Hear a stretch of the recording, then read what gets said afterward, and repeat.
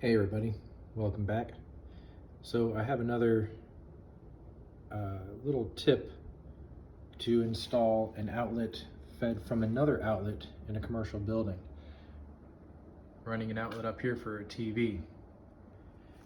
If you notice in the back of the box here, there are knockouts. They're sort of indented in the box where you might be able to get a screwdriver back there and pry them open. But the top, where I want to come out of, is flat. I can't get a screwdriver in there. And I've also done before and seen a video where somebody or I would go through the wall with a screwdriver, make a hole, and knock out that knockout. I don't want to do that. I don't want to damage this wall. So as you can see, I have pre-drilled a hole, 7/16 drill bit, in that knockout. What I'm going to do now, use my self-tapping screw and 5/16 metallic driver, get it up there in that hole, tap it in there. You can see it sticking out a little bit.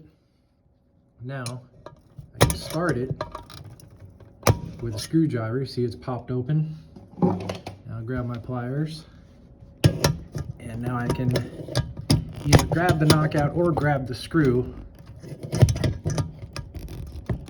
and pry it.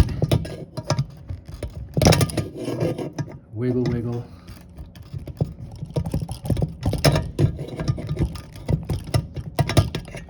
And there we go. And you can see the knockout. And on a previous video of mine, I've used an inside the box MC connector. I don't think I need to use that today. I might, because there is insulation in this drywall. You can see it's not an outside wall. I don't know why there is drywall in here. I'm getting it out of the way. And of course you can see the stud on this side. What also helps in a commercial installation too is get yourself a strong magnet. That just stuck on one of the screws in the metal stud. But it almost sticks to the metal stud anyway.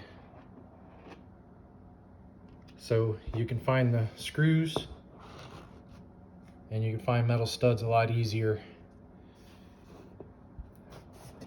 I'm just gonna stop on a screw right there. All right, I'll pause it right here. So here we go, fishing it down. You can see I got my cheap and broken fishing rod on here. I only needed a short piece. It's not a long run. And I'm using a saddle connector. And a good tip here is pay attention to your MC cable. You want it running, it's kind of like with the grain. When you're going down a wall or up a wall, look at the MC cable first, make sure it's going this way. You don't want to be pushing against it like so. You're going to catch on things. So you want to push it down this way. So here we go, finishing up. Got that saddle connector there in the box. Got the lock nut on there. See, it's nice and tight. And got the wire in here. Got the anti-short. I suggest getting the metal cut-in boxes with the MC cable connectors already inside. So when you're using those, get the anti-short in there. You don't need a connector. So here we go, you can see the anti-short inside the connector.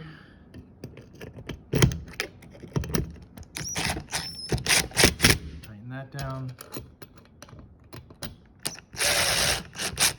Tighten the wings on the box.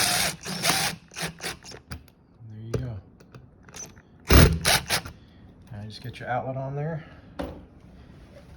Make your splices down here in this box. Get the outlet back in. You're good to go. So the last 3 tips for you here.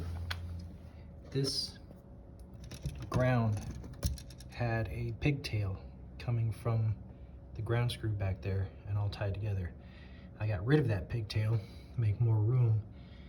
As you can see, you know, 3 sets of wires coming in this box gets pretty crowded.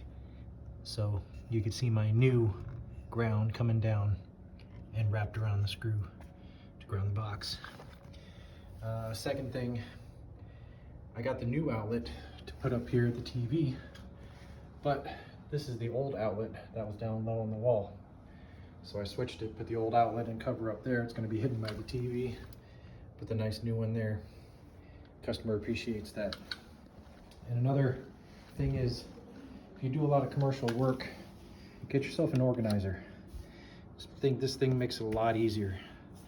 I have two different type of snap-ins, the inside the box connector, the saddles, the supports on ceiling grid wires. These are not for MC cables, but that's Romex connectors I have in there, the anti-shorts, 1-hole straps, and it's raining today. It's waterproof. All right, that's all. Take care.